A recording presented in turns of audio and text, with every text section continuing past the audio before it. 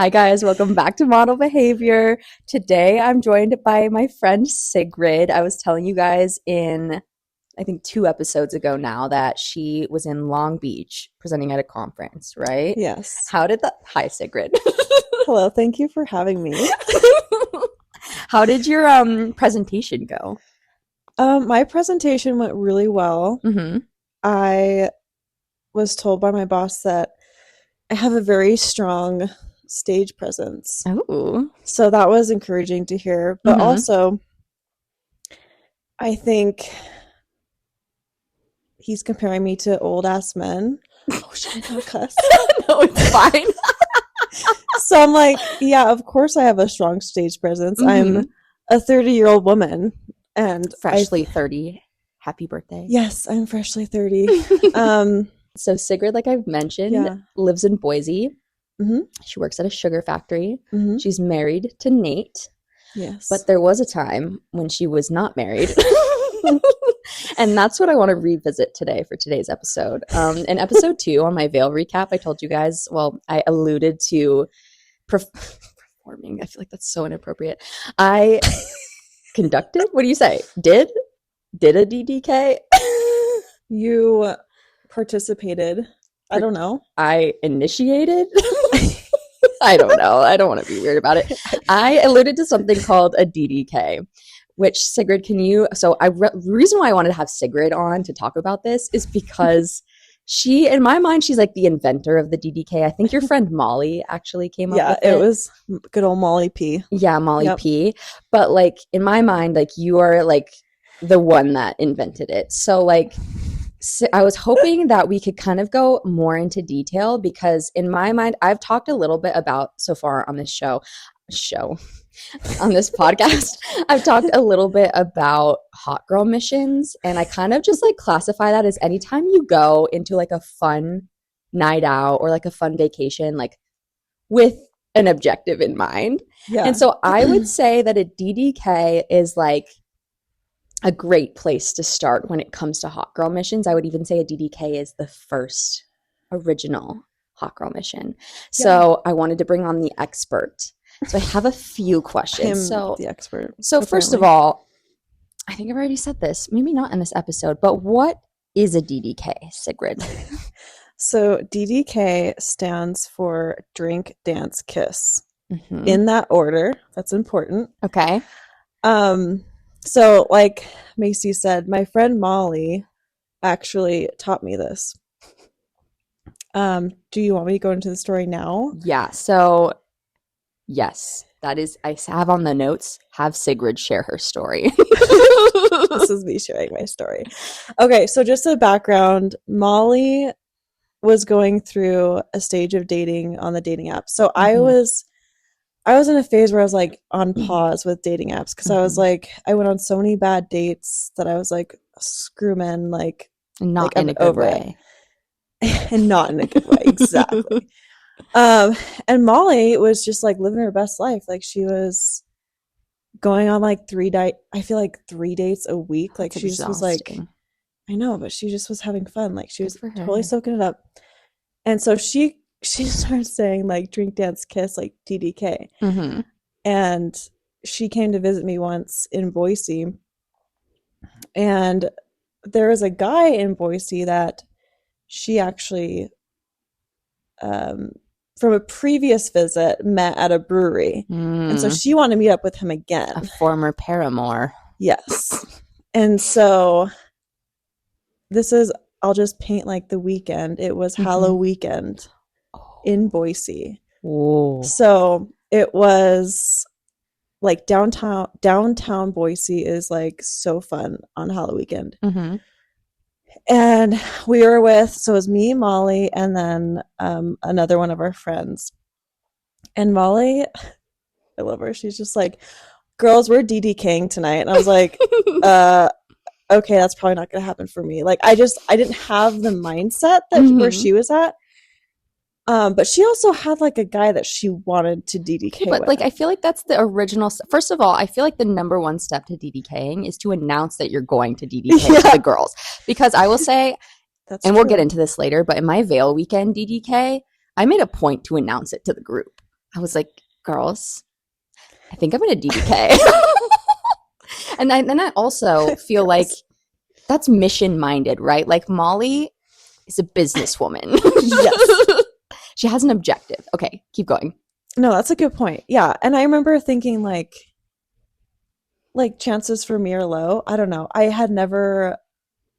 Historically, I had never done anything remotely close to that, Mhm. right? Like before I kiss a boy, I want to make sure I want to marry him first. That's where I was at. No, just kidding. Not that bad. No, honestly, high key, that was me. But like that's kind of like how like I grew up and I Yeah. guess my background to paint the picture. But Yeah. Molly was encouraging me, so I will credit her for that for sure. Uh-huh. So we went out. There's three of us, and I don't know if anyone's familiar with Boise, but there's this place called Humpin' Hannah's. So we were just trying to find Not like a Humpin' bar to go Hannah's. to, and also we weren't dressed. I remember thinking like, why didn't we dress up? Like everyone's dressed up. What were you guys wearing? I was just wearing like cute out clothes, but not like we weren't dressed up as like how like everyone is dressed up in a costume. You weren't a slutty mouse. I know.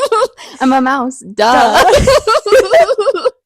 So we were like trying to find somewhere, and then there was this guy that he was really tall, I remember, and he caught my friend's eye, not Molly, but the other friend. Mhm.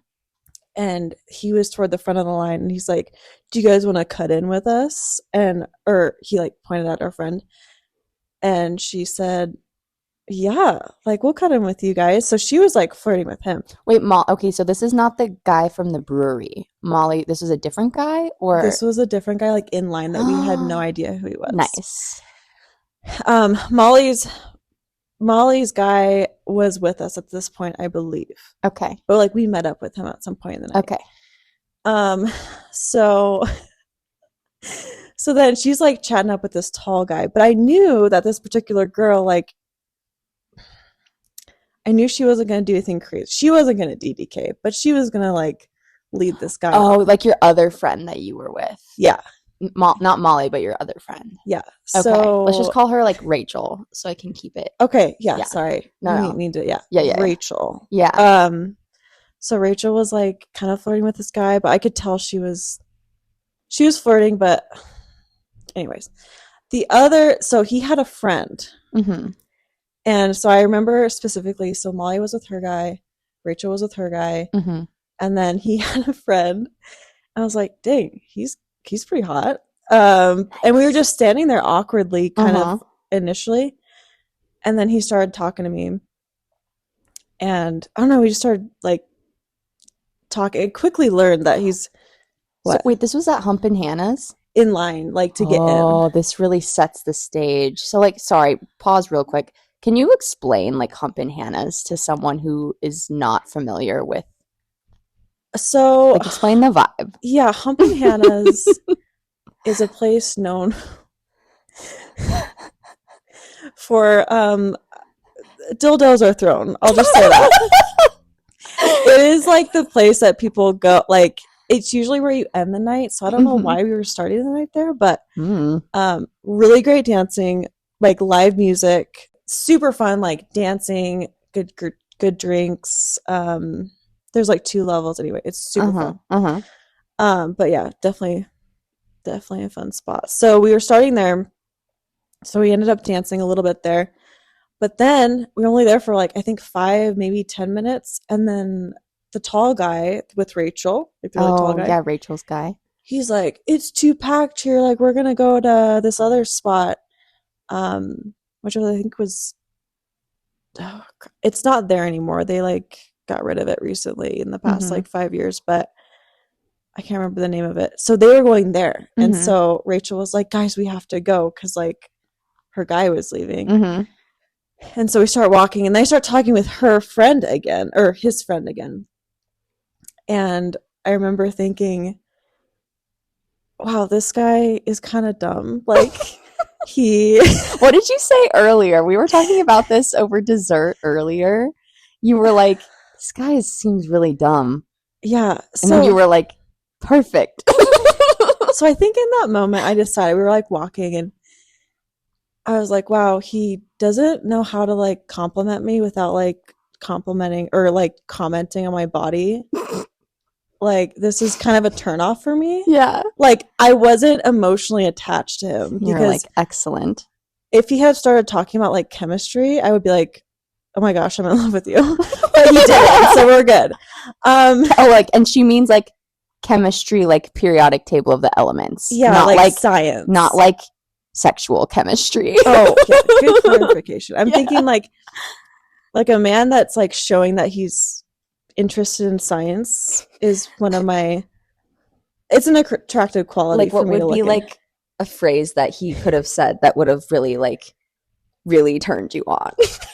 I don't know, just like if he was like, I'm studying this thing in college, because he was a student. Mm-hmm. And I was just freshly out of college, just to paint the picture too. I wasn't a creepo.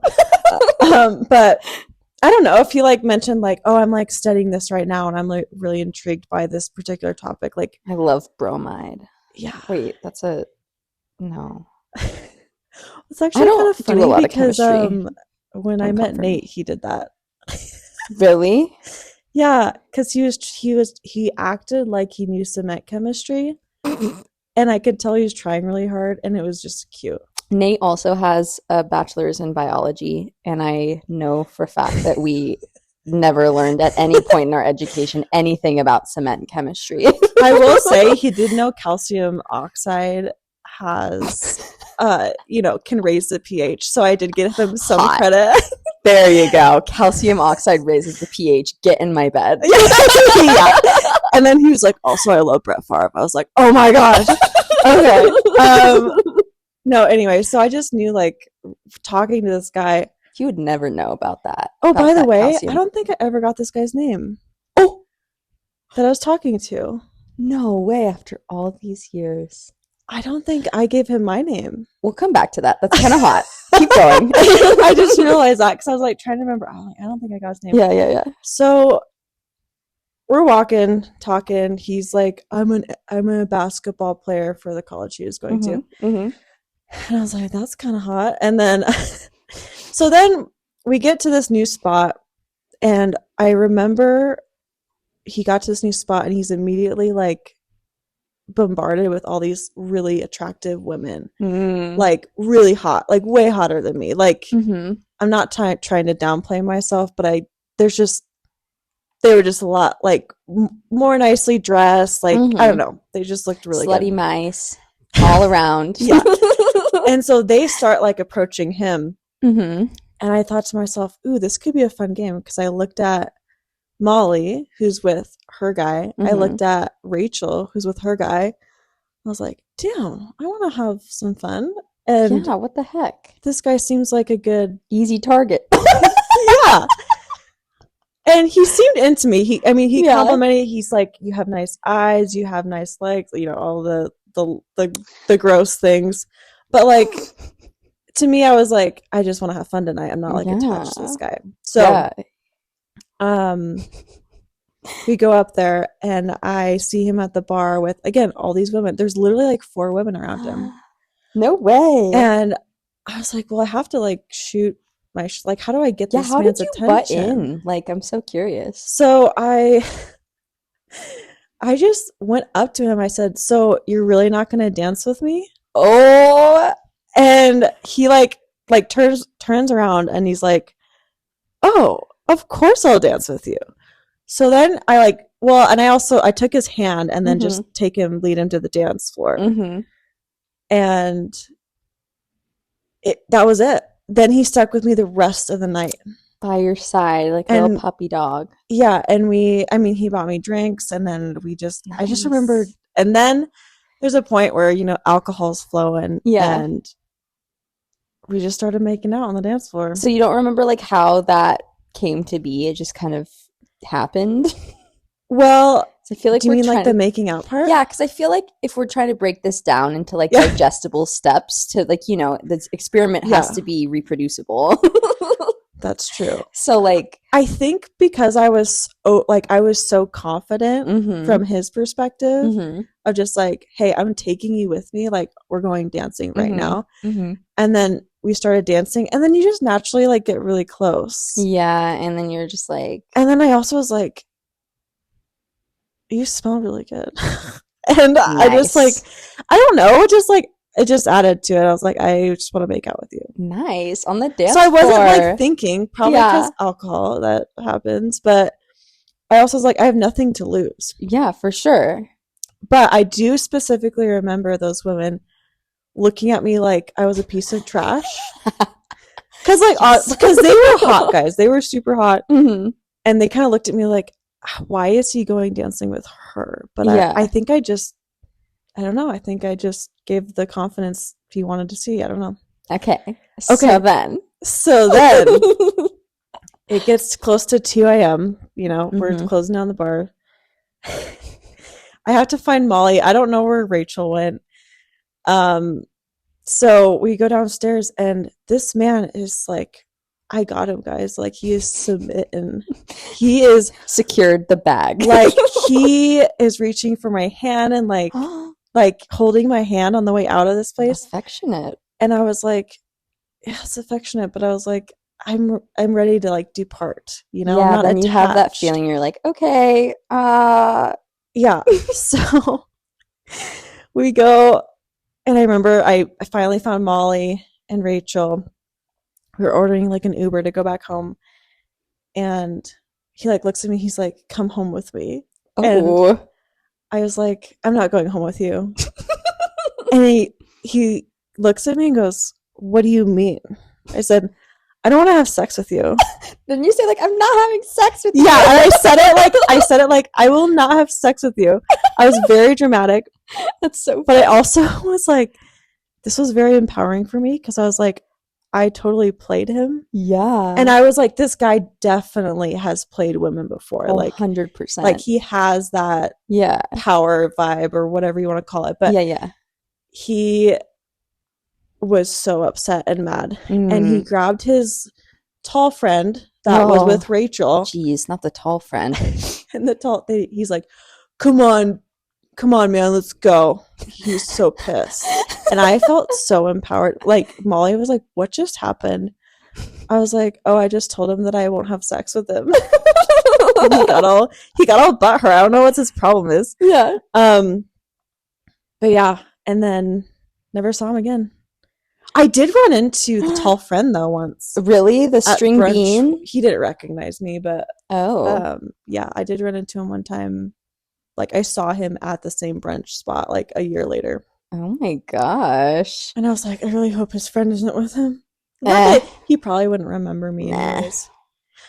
But sorry, that was a little bit long-winded. No. So thank you for sharing your DDK story. So I find this, I'm going to get analytical here.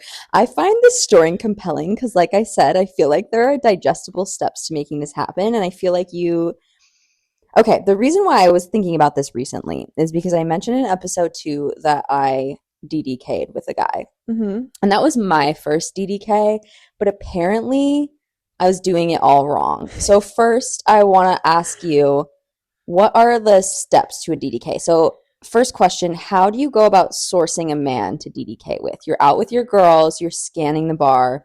How do you find the right guy or the wrong guy, depending on the way you look at it? I think every woman knows, like, when they walk into a bar, like the guy that's like cocky, like, and kind of, you know, douchey, like knows that he's good looking. Yeah. But also not like a sweetheart. You know, you don't want to go for a sweetheart. Well, okay. Yeah, that was my bad. Yeah. You want to go for someone that's like he's hot, Yeah. but he's also like he's not who you want to take home to your parents, you know? Yeah, no. I don't know. Okay. So then let's say that you've selected said man.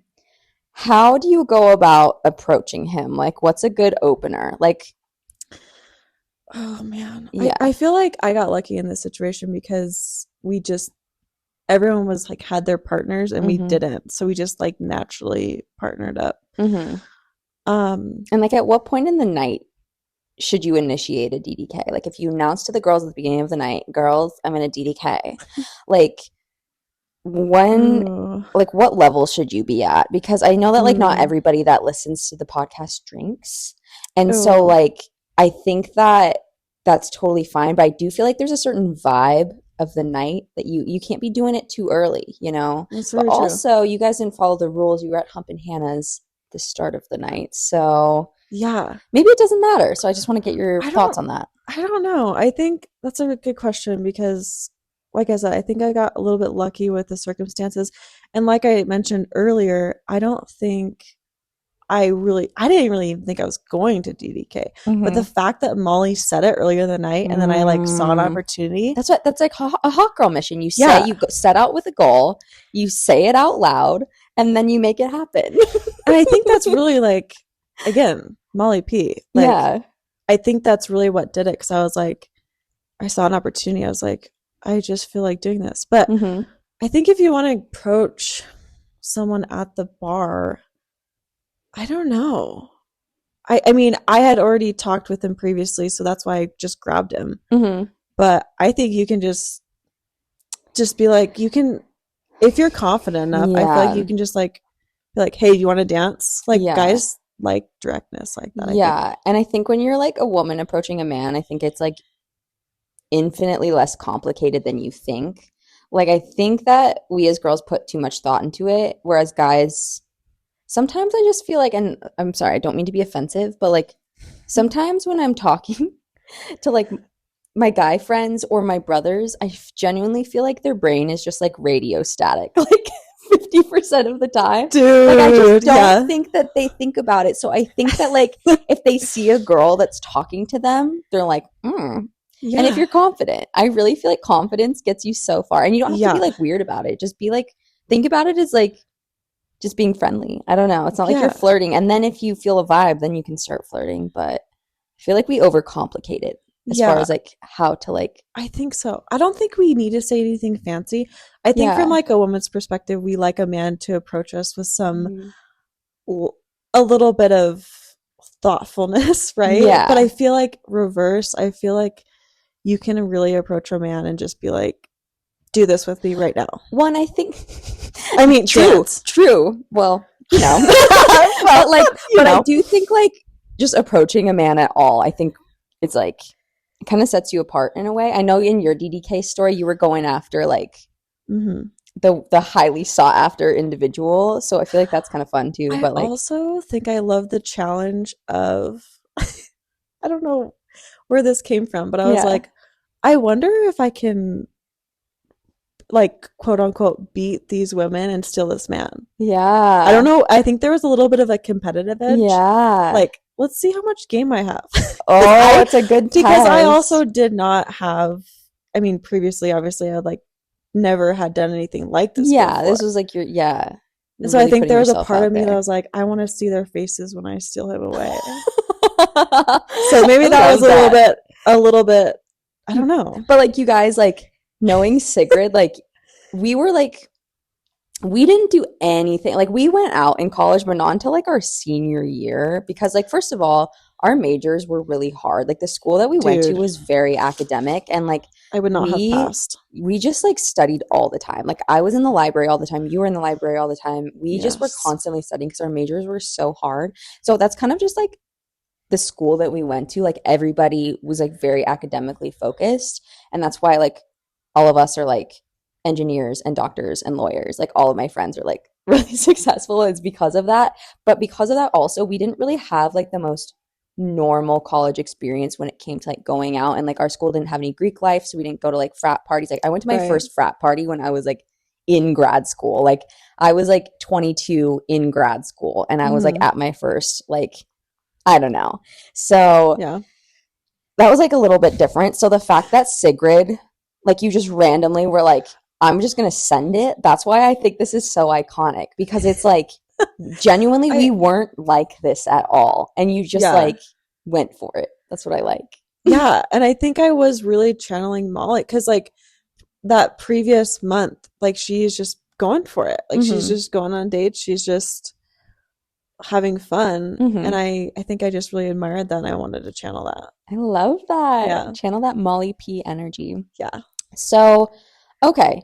So you have initiated the DDK. You're dancing, you're Mm-hmm. drinking a little bit, could be a Mm-hmm. mocktail if you don't partake, and you start making out kind of just in the flow of things. Mm-hmm. So, what is an essential part? Something that stood out to me in your story, first of all, when you said that you never exchanged names, and then also the fact that you were, no, I'm not going home with you. Because I think that like an essential part of the DDK is not like the point of the DDK is to not go home with them. I think that you're DDKing incorrectly if you go home with them after. Yeah. Is that true or I think so. yeah, I think Because I yeah. think though it's just fun, like leaving it as like that was a really fun night, Yeah. and like just leaving it as it is when you leave. So you did not exchange contact information with No. this man. So I think that that's maybe another part that I did not do correctly. You're just supposed to. I told Sigrid my DDK story, which I'm going to tell you guys in a second here. But as I was telling her this, she was like, "Oh, he asked for your number. You gave it to him. He's texting you. Oh, like that's not no. Like the point is to pick a cocky guy, have a fun night, Like just really like feed his ego too. yeah, Just and then just leave it. Like yeah. don't go home with him. Don't end up in his bed. Just leave it, Yeah. right? And that's Yeah. a DDK. Yeah. Okay. So, anything else you want to add about like specific Mm, details? Like drink dance does okay, question. Does drink dance kiss does that have to happen in that order? I feel like it Well, does how else because would the it drinks happen? loosen me up. Yeah. Um, and not saying that you have to drink, but I Mhm. think that really did help me be a bit more confident. Yeah. And then dance is just like It's the dancing vibes. naturally, like you Yeah. want to start like touching each other and getting closer. So Mhm. naturally your faces are going to be really close to each. So I Yeah. feel like I feel like it has to be that order. Yeah, You totally. can't just like kiss someone at the bar. It's way hotter No. if you're on the dance floor. Wow, guys. So Sigrid and I had quite the chat, and I think I'm going to need to cut this DDK episode into two different parts. So you guys just heard Sigrid talk about her DDK story and kind of lay the ground rules for how to successfully DDK. And in part 2, we're going to kind of dissect that a little bit further by first starting out with me sharing my DDK story, which I did totally wrong. And Sigrid kind of helps correct me along the way and kind of understand where I went wrong and how to properly DDK for the future. We also talk about the very important topic of is a DDK right for you, both from a safety perspective and from an emotional perspective. So, thanks so much for listening to part 1 of our DDK series. And I cannot wait to see all of you guys in part 2. Bye.